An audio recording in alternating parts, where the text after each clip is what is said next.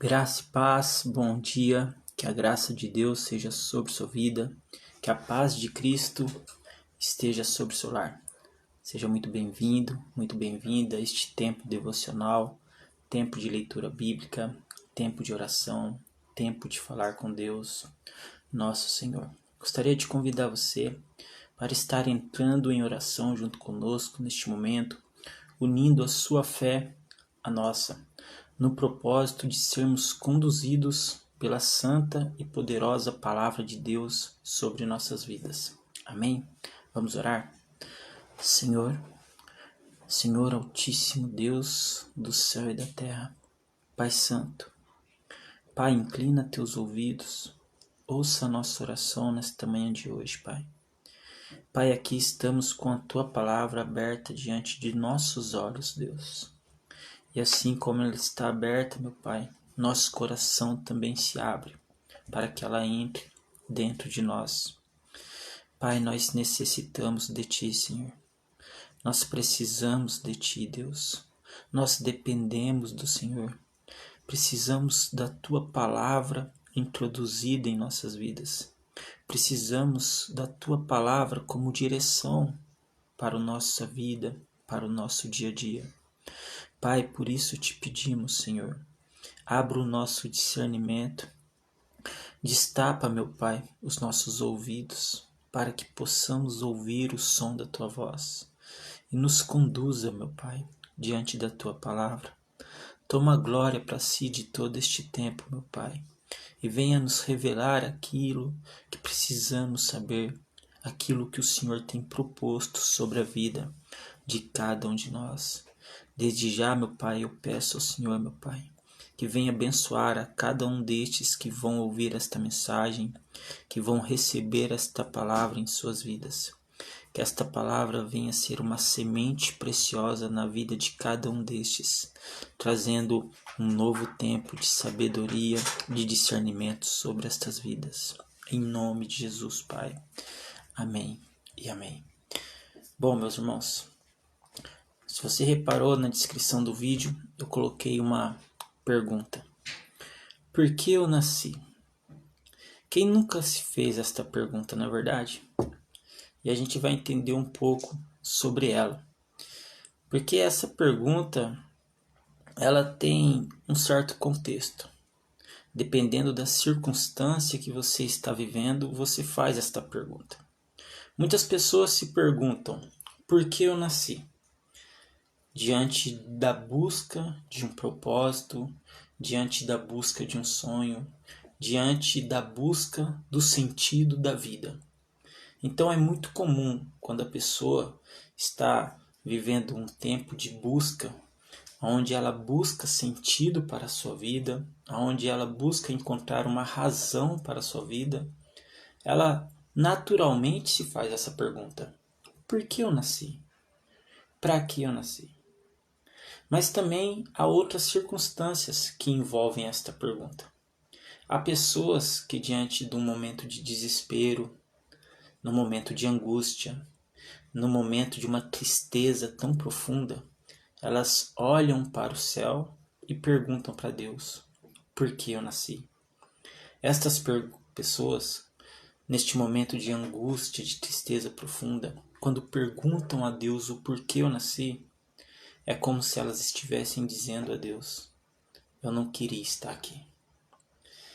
Há uma certa tristeza nessa pergunta, como também há um certo objetivo para ela. E a gente vai entender um pouco sobre o porquê as pessoas se perguntam isso e o porquê essas coisas acontecem com a nossa vida que nos levam a fazer esta pergunta, que pode ser em busca de um sentido, como também pode ser um momento de desabafo diante de uma tristeza que você tem vivido. Por que eu nasci? Você já encontrou a resposta? Vamos tentar encontrá-la aqui na palavra de Deus, nas escrituras do Senhor. Amém? Se você estiver com sua Bíblia, abra ela no livro de Romanos, capítulo 9. Vamos ler aqui o versículo 20 e 21. Amém?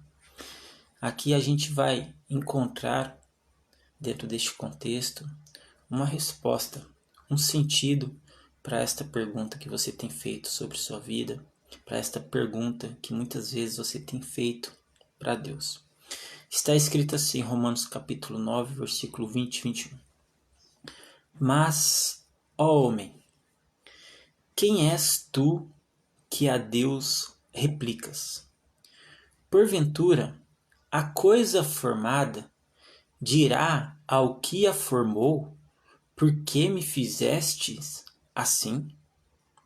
Ou, não tem o oleiro poder sobre o barro, para da mesma massa fazer um vaso para a honra e outro para a desonra? Bom, essas palavras escritas pelo apóstolo Paulo está aqui advertindo a incredulidade dos judeus naquela época, que a todo momento questionavam as ações do Senhor, que a todo momento questionavam a história de Jesus, porque eles resistiam em aceitar Jesus, eles resistiam em crer em Jesus.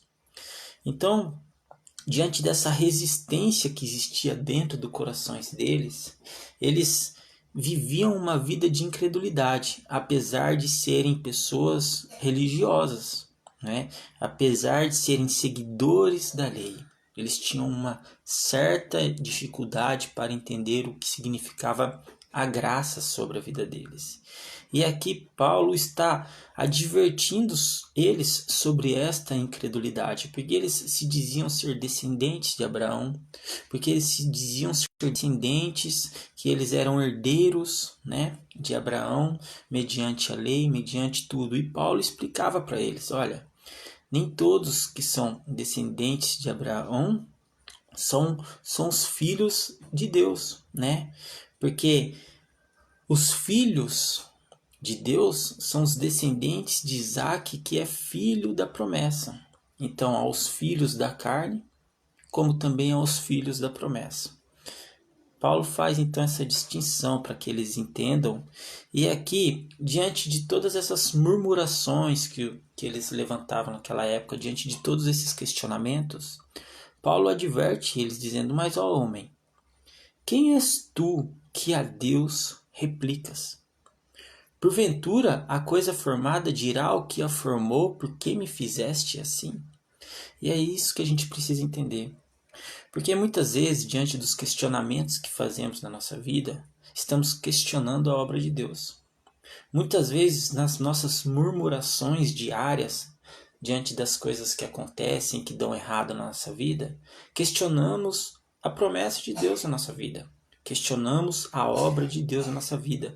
E esquecemos que nós mesmos fazemos parte da obra de Deus e somos criaturas criadas por este Criador.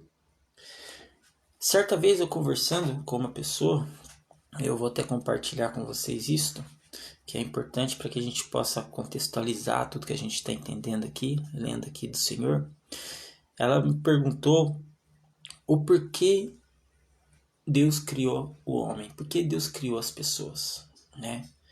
Se existe um mundo tão severo, tão perverso, tão cruel, por que Deus criou assim? Bom, a gente precisa entender o objetivo principal de Deus, que ele deixa bem claro o porquê que ele criou o homem, porquê que ele criou a mulher, porquê que ele criou a pessoa. E lá no livro de Efésios, capítulo 1, versículo 11, aqui o Senhor diz, versículo 11 e 12 está escrito assim: Nele digo em que também fomos feitos herança, havendo sido predestinados conforme o propósito daquele que faz todas as coisas segundo o conselho da sua vontade.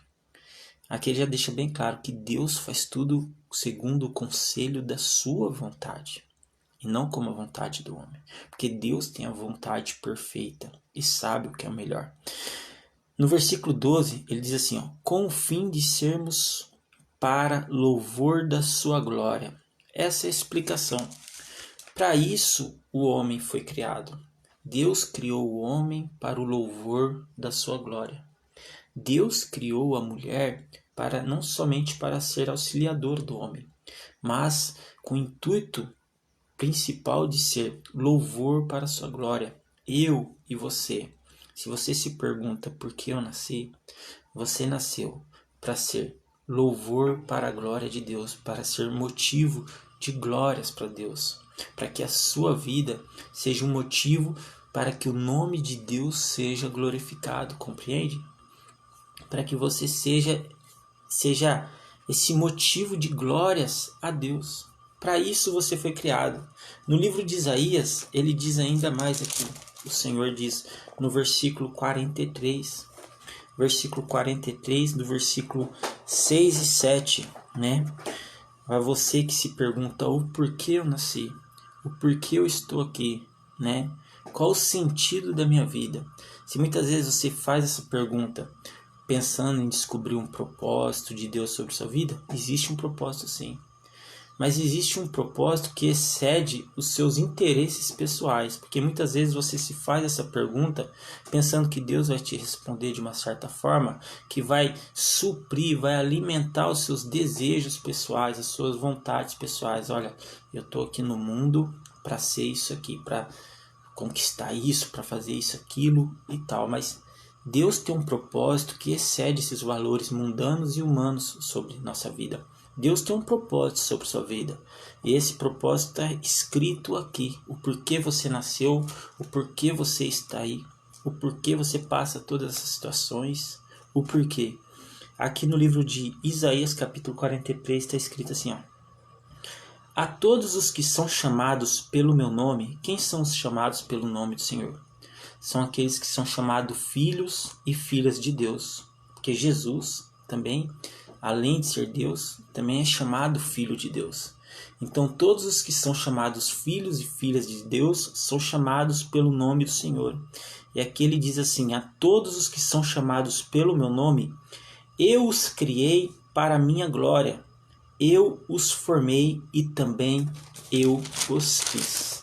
Ou seja, meu irmão, minha irmã, se você se pergunta o porquê você nasceu, o porquê Deus te criou, você nasceu e você foi criado para a honra e glória de Deus, para o louvor da glória de Deus. Para isso você nasceu. Esse é o intuito e o objetivo primordial, principal do porquê você nasceu. A grande questão é que a humanidade tem evoluído conforme o passar dos tempos, né? A humanidade ela tem evoluído fisicamente, mentalmente. Há uma grande evolução sobre o ser humano, o ser físico.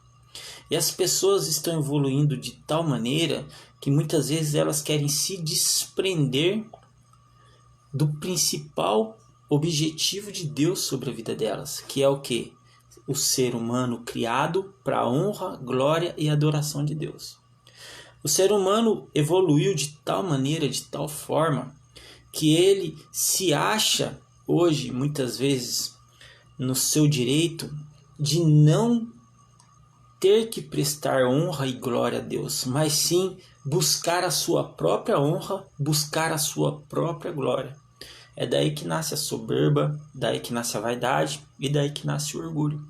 Então o ser humano, ele evoluiu tanto com sua mentalidade, com seu físico, com sua tecnologia, com tudo que o ser humano tem feito, ele evoluiu de tal maneira que ele chegou ao ponto que ele já não precisa, ele chegou ao ponto de pensar que ele já não precisa mais prestar culto a Deus. Por isso você vê um desinteresse muito grande das pessoas em ir na igreja, em buscar a Deus, em louvar a Deus, em adorar a Deus.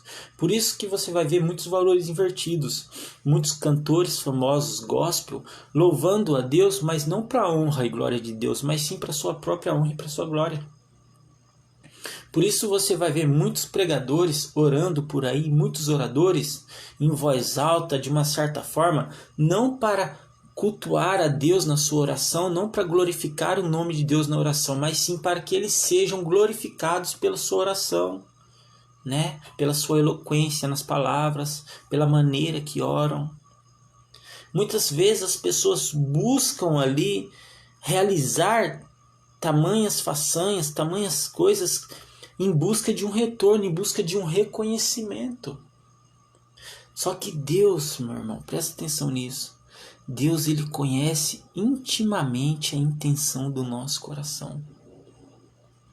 Por isso que se você falar assim, não, vou fazer aquilo lá, mas é para a glória de Deus, se a sua intenção do coração estiver disturpada, tenha certeza que Deus está sabendo qual realmente é a intenção do seu coração. Porque muitas pessoas ajudam, mas para receber algo em troca. Muitas pessoas fazem, mas para receberem a glória, para serem exaltadas, para serem glorificadas. Então o ser humano evoluiu de tal maneira que ele hoje se acha no direito de não ter mais que prestar culto a Deus. Por isso o desinteresse tão grande das pessoas em buscarem a Deus. Por isso aqui o apóstolo Paulo está dizendo, ó homem, quem és tu que a Deus replicas? Como você pode querer replicar a Deus? Como você pode questionar a Deus? Como você pode querer confrontar Deus? Você tem filho? Quando você fala algo para o seu filho, e o seu filho já está crescendo naquela fase de adolescência, geralmente é muito comum acontecer isso, ele começa a te questionar. Como você se sente quando você é questionado pelo seu filho? Um menino que você criou, que você limpou, que você deu comida na boca, que você passou noites em claros para ele dormir, que você medicou, que você levou no médico, que você levou na escola, que você vestiu, que você deu banho. Como você se sente quando o seu filho te questiona? Quando você fala assim, filho, faz isso aqui para mim, filho. Filho, ó, eu não quero que você faz isso. Aí o seu filho vem e te confronta de tal maneira, aquilo não dói dentro de você. Aquilo não te chateia, aquilo não te magoa. Você já ouviu falar na Bíblia um versículo que diz assim, ó, não entristeceis o Espírito Santo. Sabe como você entristece o Espírito Santo? Questionando ele. Da mesma maneira que os filhos fazem com os pais. Não se esqueça nunca que você foi chamado para ser filho e filha de Deus. Que o Senhor te chama pelo nome dele, que é Filho de Deus, assim como Jesus foi chamado. Ele te chama de Filho de Deus, ele te chama de Filha de Deus. E assim, você não foi somente chamado para ser filho de Deus, e isso é algo esplêndido e maravilhoso. Você foi chamado para ser motivo de honra e glória para o nome do Senhor. Então, quando as pessoas te virem, quando as pessoas conhecerem sua história, quando as pessoas ouvirem você falar, elas vão falar assim, nossa, que o nome de Deus seja glorificado pela vida dessa pessoa. Que o nome de Deus seja glorificado pela vida deste homem. Nossa, hoje eu sei que Deus existe através da sua vida. Uma das coisas mais bonitas, e aqui eu não estou me enaltecendo de maneira alguma, mas uma das coisas mais bonitas que eu já ouvi na minha vida, foi uma mulher uma vez dizendo assim para mim, no meu serviço, falando assim, nossa, ouvindo você falar de Deus, me deu mais vontade de conhecer Deus. Que as pessoas possam ter vontade de conhecer Deus através da sua vida, meu irmão, minha irmã. Que as pessoas tenham vontade de conhecer Jesus, este nome maravilhoso, este Senhor que veio como homem na terra e morreu por todos nós e foi ressuscitado por Deus. Que as pessoas possam ter vontade de conhecer Deus através da sua vida. O que você não pode fazer é viver uma vida de questionamento, de murmuração, se perguntando, Deus, por que que eu nasci? Deus, por que que isso está acontecendo na minha vida? Por que que as coisas têm que ser assim, Deus? Olha, pare de questionar o que Deus tem feito em sua vida. Saiba que Deus fez vasos de honra, como também Deus pode fazer vasos de desonra. Assim como está escrito aqui no livro de Romanos, a Escritura diz que Deus fez Faraó, Deus levantou Faraó para mostrar o seu poder através da atitude de Faraó.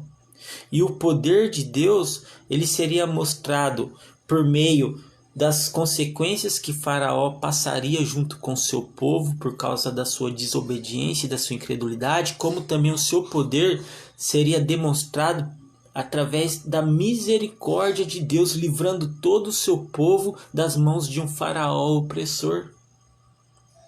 Então Deus levanta assim vasos de honra, como também existem vasos de desonras que se fazem necessários para quê?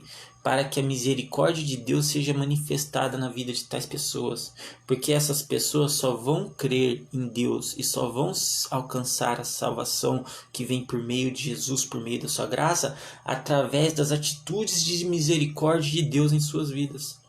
Então tem pessoa que só começa a se aproximar de Deus quando ela recebe uma benevolência do Senhor, quando ela é livrada de um mal, quando Deus livra ela de uma doença, de uma enfermidade, de um acidente, quando Deus liberta, quando Deus age na vida daquela pessoa, a misericórdia de Deus é tão grande, tão tremenda, que aquela pessoa começa a crer em Deus. E aquela pessoa que foi chamada para ser filha de Deus, através desse crer, ela é salva por Jesus.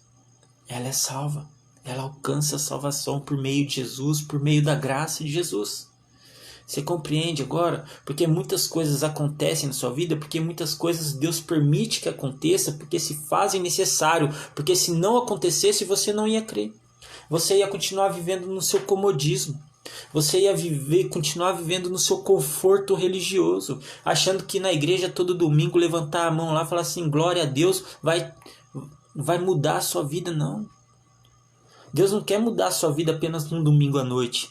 Deus quer mudar a sua vida segundo por segundo, cada milésimo de sua existência nessa terra. Sua vida tem que ser transformada por Deus.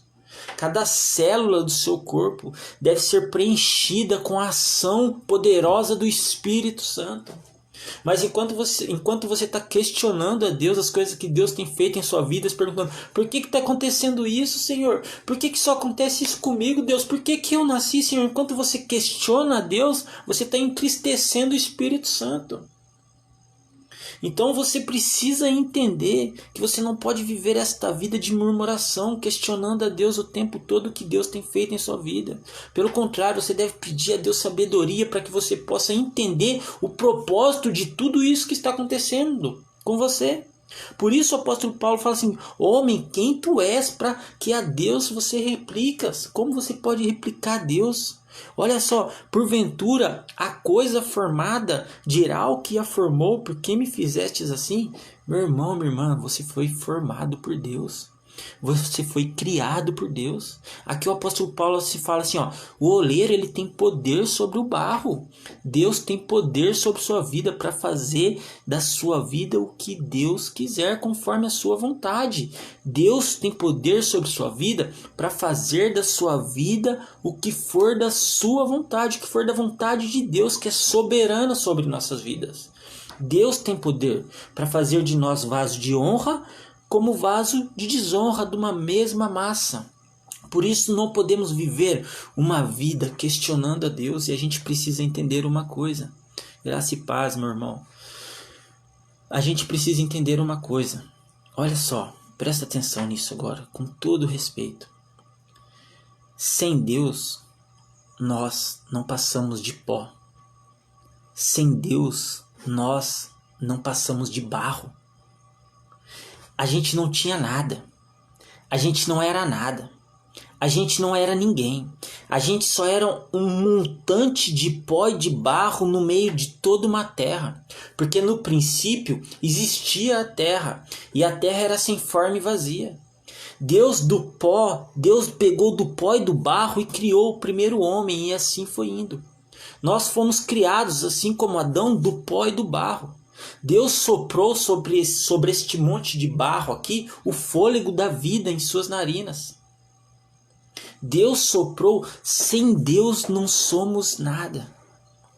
E eu vou te provar isso.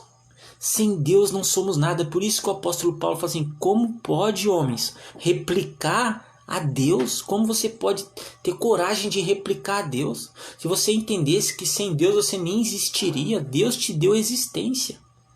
Deus te deu direito à vida. Deus soprou sobre você o fôlego de vida.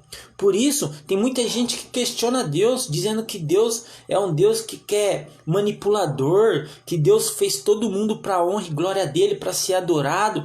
Deus não criou nenhum robozinho, não. Deus, pelo contrário, quando ele criou o homem, Deus deu ao homem um direito de escolha, para que o homem pudesse adorá-lo ou não. O intuito principal de Deus foi criar o homem para que o homem adorasse a Deus, para que o homem fosse motivo de honra e glória para Deus. Esse foi o principal objetivo. Se você estivesse se perguntando por que eu nasci, eu vou te responder.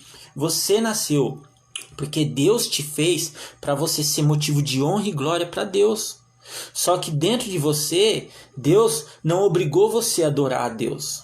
Deus te deu a escolha, a livre escolha de você adorar ou não a Deus, até porque se Deus obrigasse você, e Deus tem poder para te obrigar, se Deus quisesse, Ele poderia te obrigar. Se Deus te obrigasse a adorá-lo, você não estaria o adorando em espírito e verdade, mas sim você estaria o adorando por obrigação.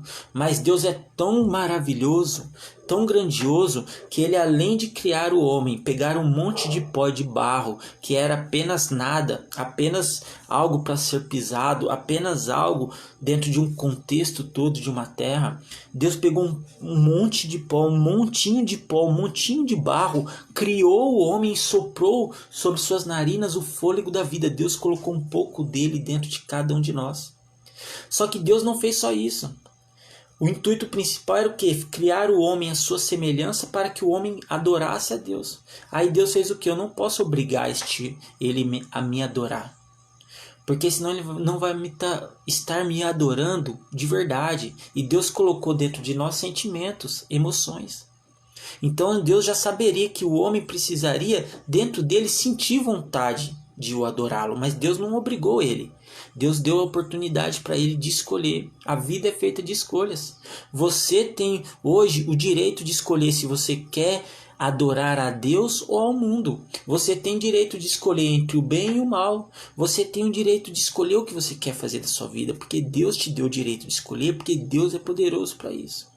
Então Deus saberia que dando direito de escolher ao homem, os que fossem realmente filhos dele voltariam para ele. Do princípio a gente parte de Deus. A gente cresce, a gente evolui, a gente vive, a gente amadurece e a gente retorna para Deus.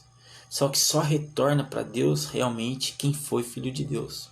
Quem entendeu que Deus deu a você a livre escolha de você escolher o que você quer fazer para sua vida.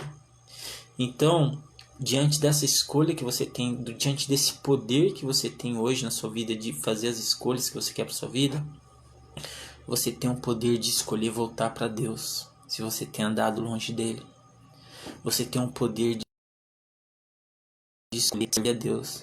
E não vai ser o diabo, não vai ser Satanás, não vai ser as doenças, não vai ser os problemas desse mundo, não vai ser nada neste mundo que tem o poder de chegar e falar assim, ó, você não pode adorar a Deus. Você não pode seguir a Deus. Nada neste mundo, nem as nações mais poderosas, nem os exércitos mais poderosos deste mundo podem chegar em você e dizer para você, você não pode adorar a Deus. Sabe por quê? Porque Deus te deu este poder de escolha e ninguém pode tirar ele de você. Então se hoje você bater no seu peito e falar assim, eu escolho Deus, será Deus em sua vida. E nada, nem ninguém pode tirar isso de você. Nem mesmo a morte. Sabe por quê? Sabe o que está escrito lá no livro de Gênesis? Eu vou ler aqui para vocês. Olha só que interessante. Porque as pessoas estão preocupadas com a evolução humana. Os cientistas estão preocupados com a evolução humana. Todo mundo está querendo chegar a um ponto da evolução onde não depende mais de Deus. Tem pessoas desesperadas, sabia disso? Procurando um caminho para a eternidade. Oh, meu amado, só existe um caminho. O nome dele é chamado Jesus. Este caminho, ele leva para a eternidade, sim. Só que você tem que entender que ele é o único caminho que te leva para o céu. O resto é tudo ladeira abaixo. O resto é tudo ladeira abaixo. Este caminho chamado Jesus, ele te leva para uma eternidade no céu. Mas ele também é um caminho de justiça, que pode fechar a porta do céu. E muitos podem ficar do lado de fora. E o que vai sobrar do lado de fora do céu, sabe o que é? O inferno. Isso é o que sobra do lado de fora do céu. E presta atenção numa coisa. Você que é tão preocupado na evolução humana, em evoluir fisicamente, mentalmente, com o seu corpo, com sua mente, pensando que um dia você vai se desprender da glória de Deus, um dia você vai se desprender da graça de Deus, você está muito enganado. Porque o principal objetivo para o qual você foi criado foi para ser honra e glória de Deus. Agora você está achando que você vai viver uma vida independente de Deus, você está enganado. Você está enganado. Presta atenção nisso. Sabe por quê? Porque no livro de Gênesis está escrito assim, no capítulo 3, versículo 19. Porquanto és pó, e em pó te tornarás. Você veio do pó, você veio do barro. Sem Deus, eu e você não somos nada. Sem o Espírito de Deus na nossa vida, sem um fôlego de Deus na nossa vida, seríamos apenas pó e barro. E no final de tudo, no final das contas, todo este corpo aqui volta para o mesmo lugar que partiu, para o pó e para o barro. A única coisa que sobra é o Espírito que existe aqui dentro, que existe aí dentro. Este Espírito que é alimentado pelo fôlego de vida de Deus. Este Espírito é eternizado. A grande questão é que muitos espíritos, esse Espírito, essa alma vivente que existe dentro de você, que é eternizada, esta alma vivente terá 2 lugares apenas para passar toda essa eternidade. Um lugar se chama céu e o outro, você sabe qual é? Na terra você não vai ficar. Então presta atenção nisso, meu irmão, porque o Senhor está abrindo nossos olhos, porque as pessoas estão vivendo um questionamento constante a Deus. Como eu disse no começo, tem pessoas que perguntam a Deus: Deus, por que eu nasci? Porque elas estão procurando uma razão, um sentido para a vida. Mas tem pessoas que estão perguntando para Deus assim: por que eu nasci? Querendo dizer para Deus que não queriam estar ali, porque estão vivendo um momento às vezes de angústia tão grande, de sofrimento, que fazem: Deus, por que eu nasci? Porque essas coisas têm que acontecer comigo, Deus? Porque comigo dá tudo errado, porque parece que essas coisas acontecem só comigo, Deus. E aí Deus está às vezes agindo na vida da pessoa, e a pessoa, ao invés de procurar sabedoria em Deus para entender o propósito do que está acontecendo, sabendo que ela é chamada por Deus para um propósito, ela começa a viver questionando a Deus, e muitas pessoas, diante da murmuração e do questionamento, viram as costas para Deus, se voltam contra Deus, porque aí vão começar a dizer que Deus é ditador, que Deus é manipulador, que Deus brinca com as pessoas. Deus não brinca com a vida de ninguém, é o contrário. É o ser humano que está brincando com as coisas de Deus. Não brinque com as coisas de Deus. Porque Deus tem um objetivo sobre sua vida. Se você está perguntando por que você nasceu para ser adorador de Deus. E isso é a maior honra que você pode ter na terra, em vida. Ser adorador de Deus. Não adianta você pensar assim: não, mas adorador de Deus? Mas e minha vida? E minhas coisas? E os meus sonhos? E os meus desejos? As coisas que eu quero comprar, as coisas que eu quero comer, as coisas que eu quero vestir. Deus me criou para ser adorador. Mas e as minhas vontades próprias? Deus me criou para ser adorador, para ser motivo de honra e glória dele. Mas e minha vida? O carro que eu quero comprar, a casa? Cadê? E as minhas coisas? Cadê as minhas coisas? Cadê a minha parte? Você lembra do filho pródigo? Eu quero minha parte. Eu quero minha parte.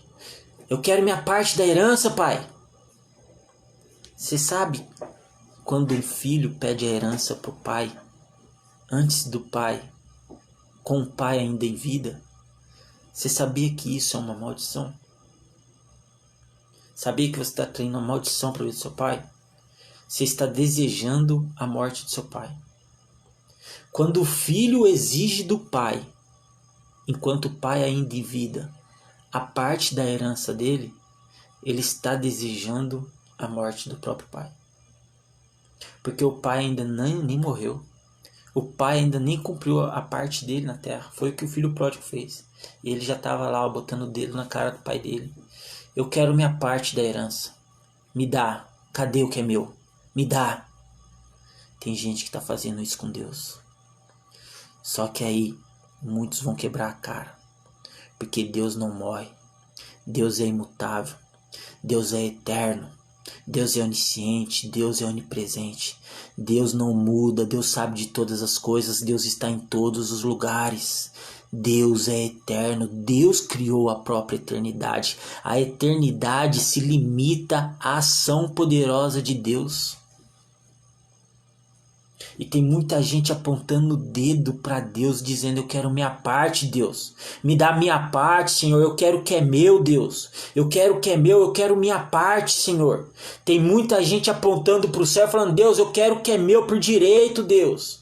Isso era o que os judeus faziam naquela época. No meio da incredulidade deles, no meio da religiosidade deles. E o apóstolo Paulo falou assim: como pode vocês quererem questionar a Deus? Como vocês podem ter coragem de replicar a Deus? Porventura pode a criatura cobrar o Criador do porquê ele foi criado assim? Ou Deus não tem poder, ou o oleiro não tem poder sobre o vaso de barro para pegar da mesma massa e construir um vaso de honra ou um vaso de desonra? Como você pode ter a audácia, a coragem de questionar a Deus, de cobrar a Deus? Veja tudo que Deus já fez em sua vida.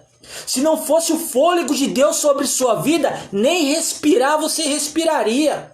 Você seria apenas pó e barro. E no final dos tempos, é para lá que o nosso corpo volta, para o pó e para o barro. E se você não tiver um espírito quebrantado a Deus, um espírito arrependido, se você não tiver um caráter disposto a renunciar às coisas deste mundo, às suas próprias vontades para seguir a Cristo, tenha certeza que o céu ficará muito distante para você chegar.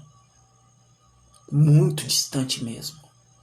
Por isso Jesus diz: se você quer me seguir, negue-se a si mesmo, tome sua cruz e siga-me.